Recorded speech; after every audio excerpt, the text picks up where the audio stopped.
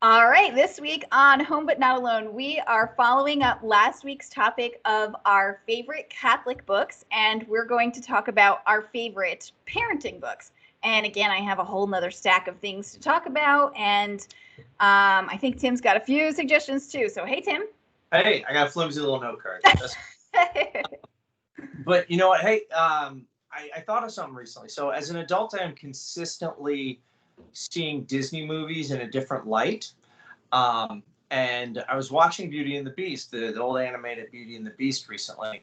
And I have to say, the people in Belle's Village are terrible people. Like, that is such a toxic environment. Like, Belle sitting there like, I read books from the library every day. And they're like, ugh, she's so weird. She reads books. And then it's like her father's the inventor, and they're like, oh, science? What's this? Like, it's very odd. And yet, when Gaston shows up, they're all like, look at his muscles and his ability to spit far. That's a guy, right? And it's like, what is the matter with these people? So anyway, I'm just realizing that, yeah, that little town, that little quiet village, all right, it needs to make some changes. It is a little, I don't know. I wouldn't get along with those people. I'd be like, stop it, just stop it. Anyway. You would want to run away and find a castle in the woods too. Yeah, and I get it. Reading's hard, okay? Like, I prefer audiobooks. I just do. That's, Well, that's why you have a little card and I have a stack of books. Exactly it. I wrote them down. I wrote down what I'm going to, anyway. But yeah, I prefer audiobooks, so I get that reading can be difficult, and the ability to sit still and focus, and all kinds of, and there's lots of words to them anyway. But yeah, I like that you're saying that, because this was something I wanted to bring up. As parents, we're busy running around after kids constantly. We all, you all know that. This is our life. Sometimes we don't have the time to sit down and read these books, even if it's on important things like parenting. So I actually really wanted to start off this episode by saying, you don't have to read parenting books to be a good parent. No. Okay. So that's not why we're bringing up these topics and these books. Maybe we read some, maybe we listen some, we thought we'd share. But I do want to say, I mean, people have been parenting for plenty of years where, people were illiterate. I'm sure they were still good parents. Like, it's okay. It's fine.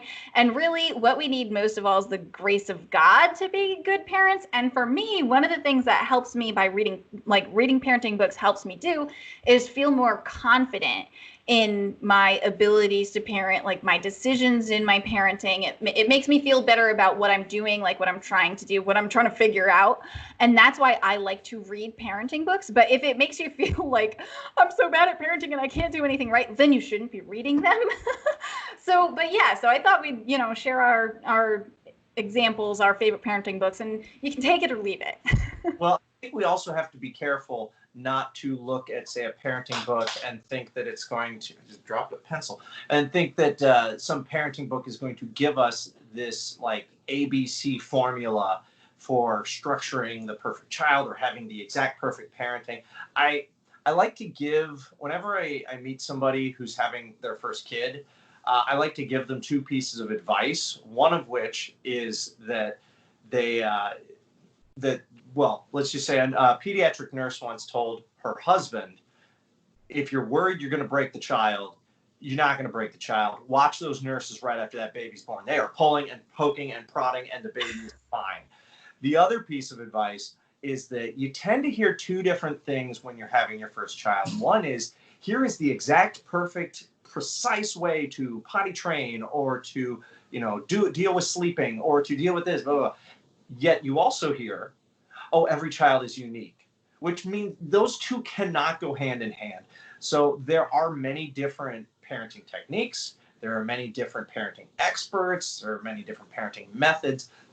And it's not just about like, oh, well, what's the Catholic version? Because there's a lot of things you could do in parenting that fall under appropriate Catholic teaching. It's, what works with your personality, the personality of your child.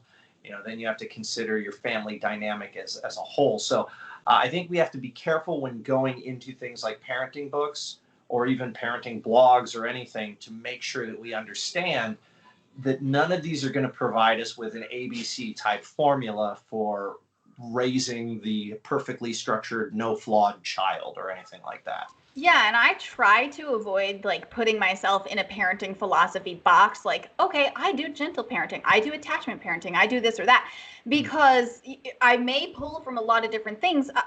I'm just me. I'm a parent. That's who I am, and that's what I do. But it might be different in every, like for every kid in every situation, depending on what's going on in our lives. And I just change, some things that I embraced in my parenting years ago, I've changed my opinions and my practices as of now, and that's okay. Yeah. So yeah, so just keep that in mind while we're throwing these books at you, that maybe these are helpful resources, but we really don't define our parenting by the books that we're reading. So should I pick? Oh, go ahead. I enjoy parenting resources in that they challenge me maybe just to give me one other thing to think about, or they challenge me to be reflective upon my own parenting. So I think that they can be useful tools in that. Absolutely. Anyway. All right, so I'll go ahead and get started. So the first, I'm going to start with two at a time. So the first two we have are from Dr. Greg and Lisa Popcak, some of my favorite parenting experts. I like a lot of what they have to say. Again, like I don't put myself into any box, but I have from them Parenting with Grace and Beyond the Birds and the Bees. Have you heard of either or both of these? I think I know I've heard of that second one. I have not read either of them. Okay. And I have heard of both of these, Greg and Lisa who write these books, and I know they have a podcast and radio show. Yeah. They're just, they know lots of stuff. They're good. So Parenting with Grace, I'll talk about that one first.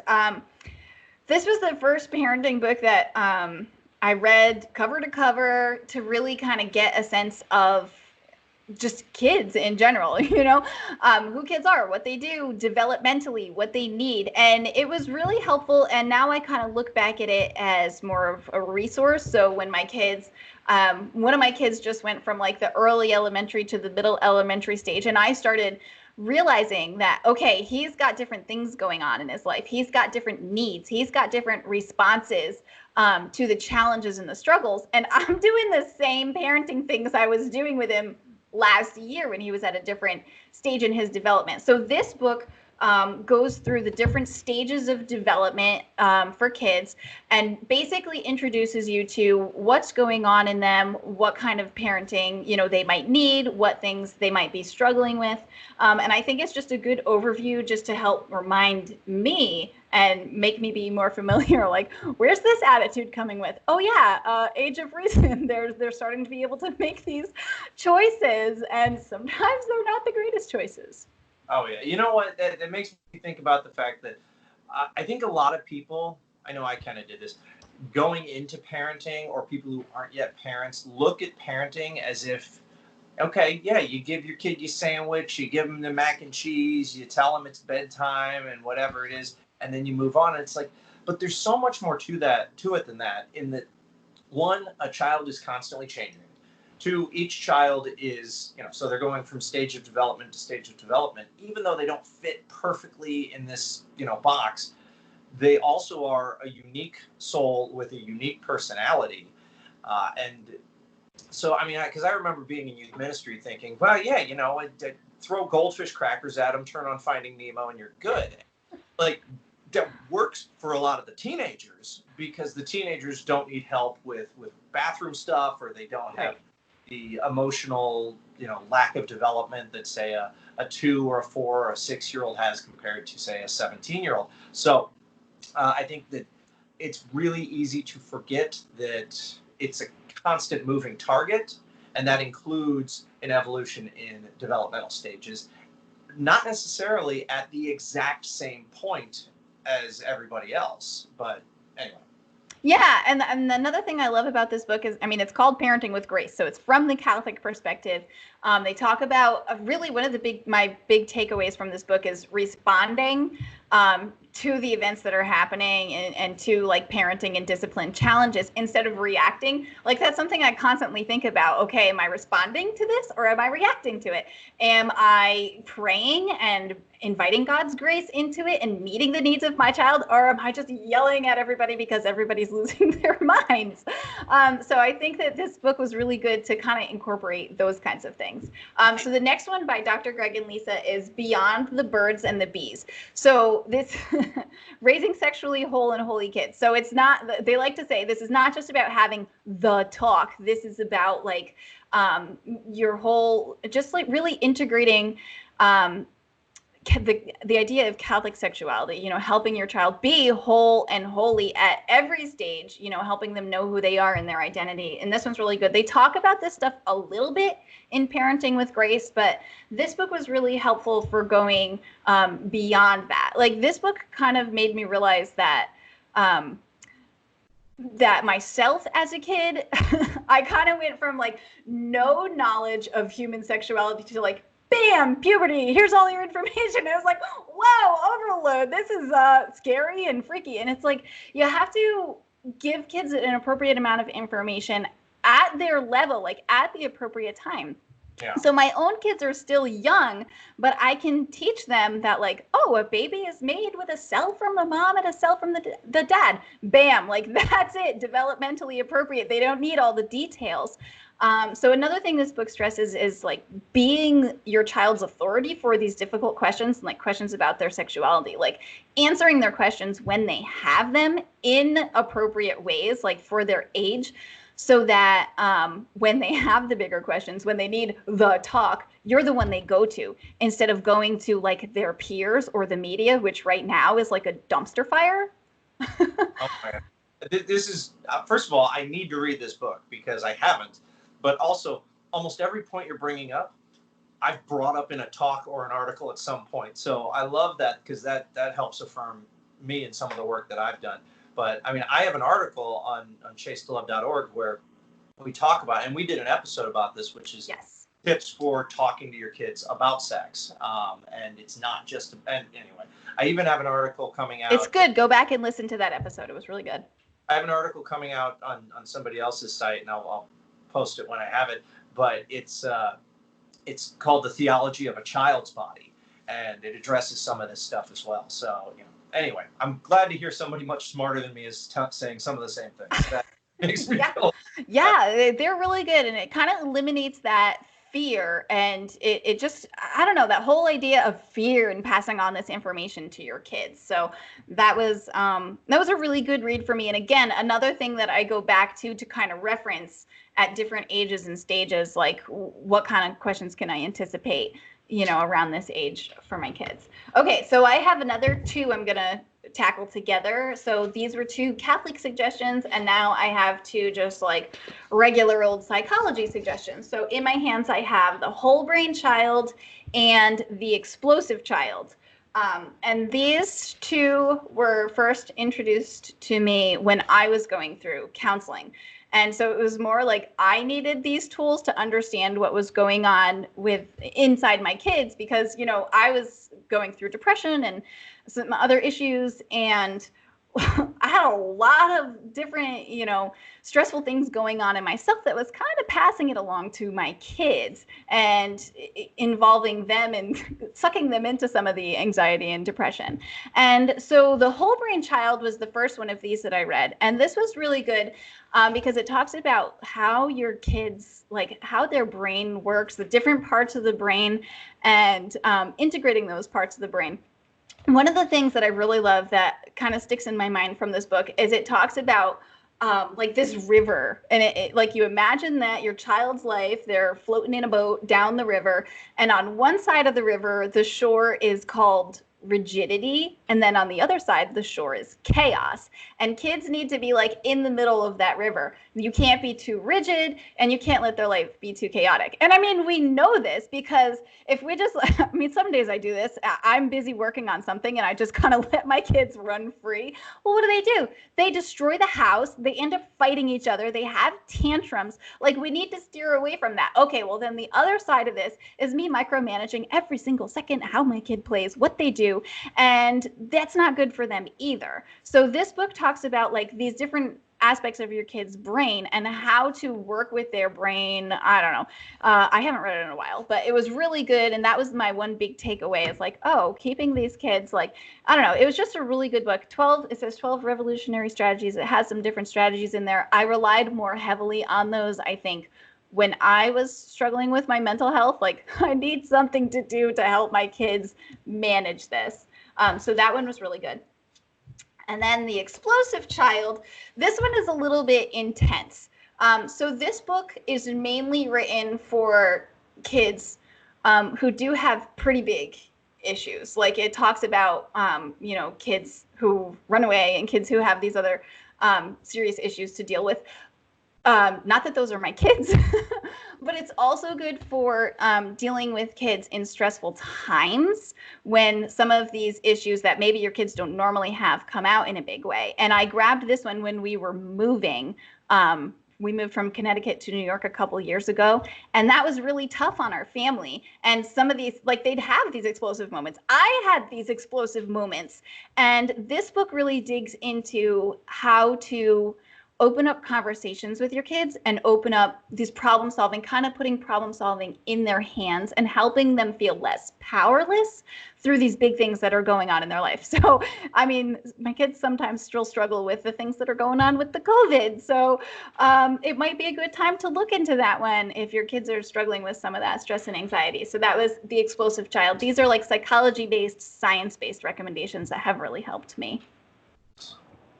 Excellent. Okay, so the next one I have is one that you have. So Made This Way. So I don't know if you want to talk about that one. Oh, we can both talk about it if you want. But I like you have the physical copy. I have the audio copy. That's that's just how it works. But yeah, Made This Way. It's a really good book by Trent Horn, who's an apologist for Catholic Answers, and Layla Miller, who has been doing this kind of ministry for many, many years. She's mother, grandmother, and such. Really good speaker and author. And essentially and Layla reads the audiobook and she's really good. It's really nice to just listen to her. It's kind of like, yes, mom, like she's giving me advice and whatever. Anyway, she's fantastic. I've talked to her a few times via email and such. But the two of them, they work together to essentially address how do we raise children in an era when there are a lot of problems in society, there are a lot of lies, and they are specific to these different issues. And they essentially make what they call a natural law case for Catholic teaching. It's really hard to break it down a lot more than that, but I honestly, it's one of the few books that I think every Catholic parent should read. Especially if you have kids, young kids, if all of your kids are grown and out of your house, then maybe not so much. But everyone who is currently raising Catholic children, I would strongly recommend this. I also think that it's helpful for adults just because it helps us as adults better understand what is going on and why the church teaches what it teaches and how to address these issues. So it helps us better prepare. It helps us better understand things, but then we're better prepared to help our children understand things. Well, when I first saw this book, I thought, my kids are still really young. I don't need this book yet. But somebody passed it along to me. And I was like, well, since I have it in my hands, I guess I'll read it.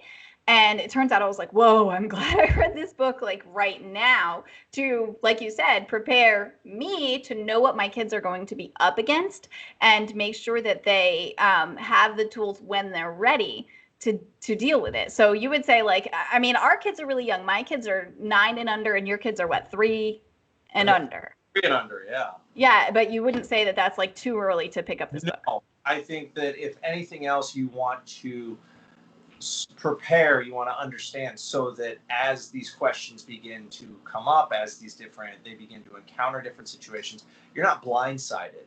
Because I think that's one of the mistakes that a lot of people make in parenting or in the faith or in whatever it may be, where we end up getting into something. It's like you said, you went from knowing nothing about sexuality to puberty. And it's like, that's very jarring. And if we don't know something before that, then, well, anyway, so I think that this helps us lay the foundation at different ages. In fact, in the book, it's like, how do you talk to kids about this? How do you talk to like a little older? How do you talk to teenagers? So there's different aspects of that, and I find it very helpful.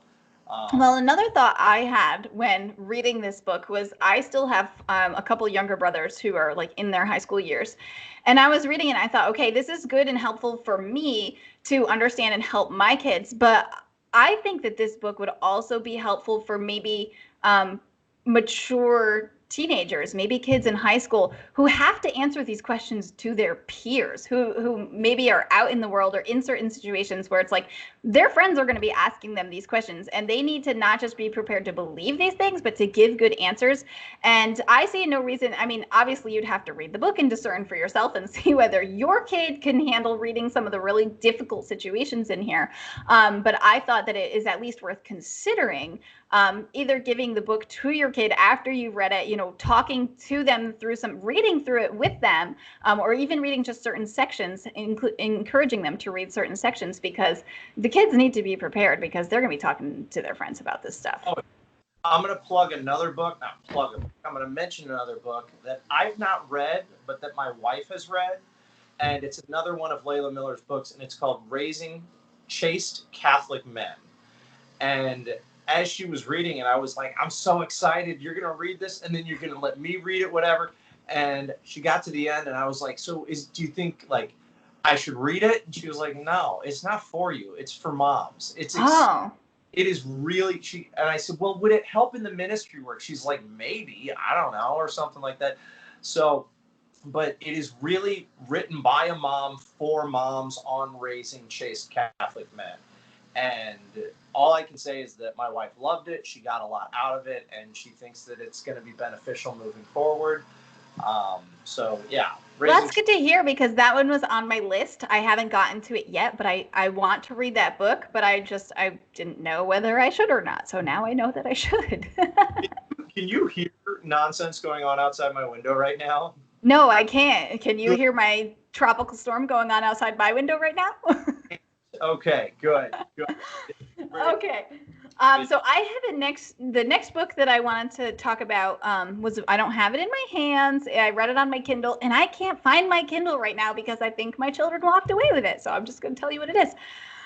The book is called Defending Boyhood, and it's by Anthony Esolen.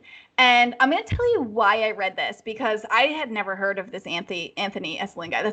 I think he's kind of a big name in Catholic social media. So I'm sorry if I should have heard of him, but I hadn't. So here's the reason that I picked up this book and read it, though. I had read a book. It was by a Christian author. And the book had been recommended to me, and the author had been recommended to me before, like for a book he wrote for women. But this book had been recommended to me by another Catholic friend, and it was, oh shoot, I don't remember the name. It was called like Understanding the Heart of a Man or something. Which, even just listening to that title, I'm like, do we really understand the heart of him? Anyways, so I read this book that I don't remember the name. And I was kind of offended by it. And some of the things I agreed with, but some of the things I felt like it was really dismissing the mother. Like, it was saying that a mother is harmful in raising a strong man. Like, it was saying that the child's ties to a mother, it needs to break the ties to a mother. Like, there were a lot of good things in the book, but I really got hung up on how it was kind of dismissing mothers and saying how a mother's influence can be harmful in raising masculine men.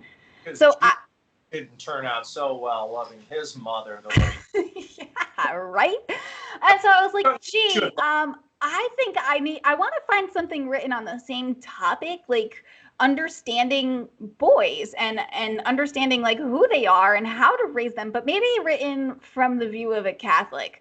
Who I might like trust more with telling me the mother's role in it. So I picked up this Defending Boyhood, and it was different. It was more like a narrative, like little stories, and then it gives you these stories that show an example of what a boy's life is. So it talks about, and this is one of the things I've always been really big on, like healthy risk taking.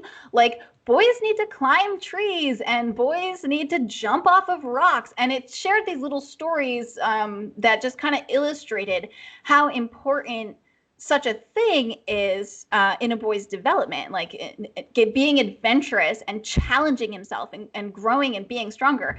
But it talked about the mother's role in this. Like some mothers tend to be overprotective and they tell their boys, be careful, or they hover when they're climbing that tree. And it was less dismissive than the other book. I guess this is what I was trying to say. The other book was like, mothers, bad, tell boys not to climb tree. And this book was like, mothers, you have to understand that your boy needs to seek adventure in this way. So encourage him in these healthy ways of risk taking, like climbing trees and jumping off of rocks and exploring the woods. And this is just one example, but the whole book was like this in that it was not dismissive of mothers, but it was encouraging. And it showed like how the attachment to the mother and the boy's love for his mother is important, but also how the boy's independence is important. So it kind of redeemed for me this topic of raising boys and letting boys be adventurous and things like that. So Defending Boyhood, yeah, I would check that out. I don't remember everything I read in it, but I remember it was a lot better than that other one. Whatever that is, if I figure it out, I'll tell you. Don't read it. So we're not just telling people what books we think they should read. Also, the one don't read. Here's a whole list of books. Don't read them. Anyway. I wish I remembered the name so I could tell you what name to not read. But anyways, I have one last book in my hands. This book is called Head and Heart, and it's by Katie Warner. So if you follow me on Facebook or Instagram, you'll probably see that I share Katie Warner's books a lot. She's been writing a lot of children's books, which are fantastic, like Catholic kids books. Absolutely love them. But she also writes some books for parents too. So this one's called Head and Heart. This one was written so that you can like work on it together as a couple. And kind of go through it like a study. And we tried to do that and we didn't really get through the first chapter. So my husband doesn't read parenting books. I was like, oh, we should read this together. And no, he doesn't read parenting books, and that's okay, but I do. So I was like, okay, forget it. I'll read it myself and we'll talk about what's in there. And it was really good. So it talks about how like the husband is the head of the home and the wife is the heart of the home, and it helps you communicate in kind of discovering that role, because that role will look different in every family. And it doesn't like put them into boxes. I was kind of afraid that it would put them into boxes like, man, bring home the bacon, woman, it doesn't. And so it was really good in saying like, you guys got to talk about what this means for you, like the primary disciplinarian, how you go about discipline and how you're going to balance that while the husband is the head of the home and the wife is the heart of the home. So it was just really good. And it opens up a lot of topics for conversation and prayer. Just really, really good. So Head and Heart. That I want to read because I think that whole head and heart thing is so often misunderstood. Yes. And it's used to negate Catholic teaching or, demonize it. It's used in very abusive ways, all sorts of stuff like that. And I'm like, no, like I had some people say to me, I became stay-at-home dad, and they were like, well, head leader of the family or head of the household or blah, blah, blah. And I remember there was another stay-at-home dad, and this was on Facebook, and he just commented, good leaders know how to let other people succeed. And I was like, oh, dang. Oh, that's good. Yeah. But that's the thing is how it actually works from a functional standpoint. It's not in these tiny little boxes. And anyway. And I mean, this book brings up some examples that might be like the common way that the husband is the head of the home or the wife is the heart of the home. But it's really, really good at the end of each chapter, introducing these questions and saying, now you go and you talk about it and you pray about it. Because I remember one of the chapters, like the one on discipline, it was talking about how like usually the dad is like the primary disciplinarian, like dad lays down the hammer. Dad's the one that we go to for the big discipline issues.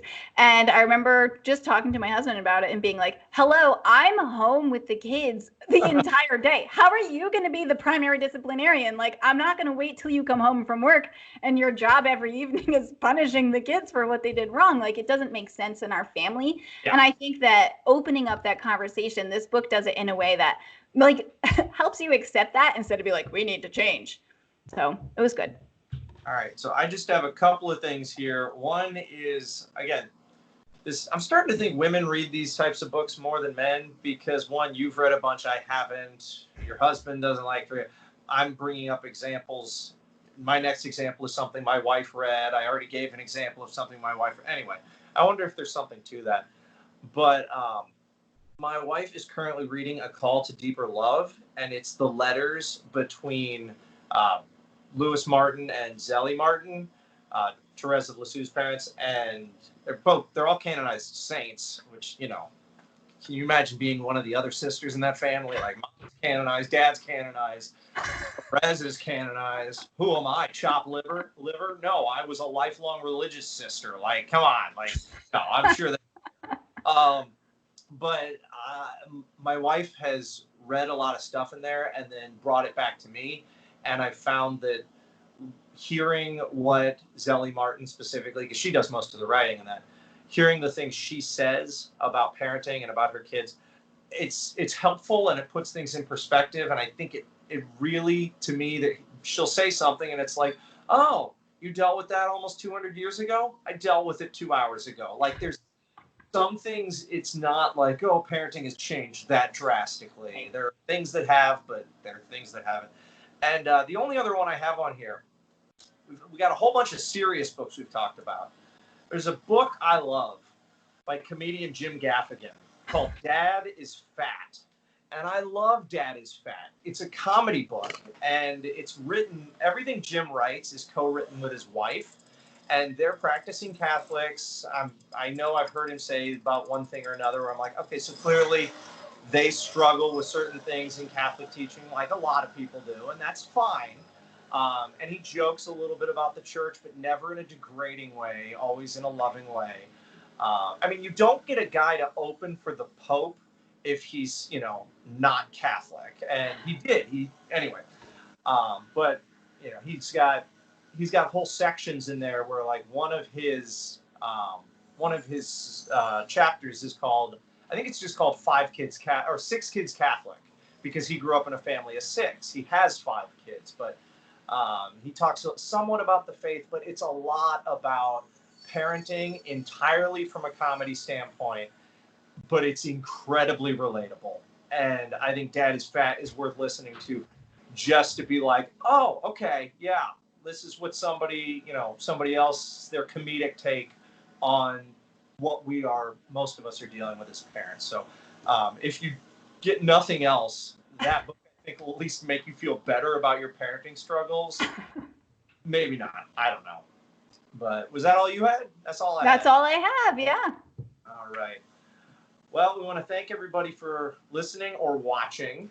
And if you can, if you're watching this, please subscribe to it. If you are listening to this, please subscribe to it, but also go over to our YouTube channel, subscribe to that. Why not? Lots of subscribing to us. I mean, why not? Sarah, where can people find you? ToJesusSincerely.com and on Facebook and Instagram at ToJesusSincerely. And you can find me at chaselove.org or on Facebook and Instagram at The Chaste Love. Now, if you're struggling to lose weight, as a lot of us are, what you do is you stand on the scale every day holding a toddler. And then after a week, just put the toddler down. You'll feel like you lost a ton of weight. It'll be a huge psychological lift. And remember, you're never alone.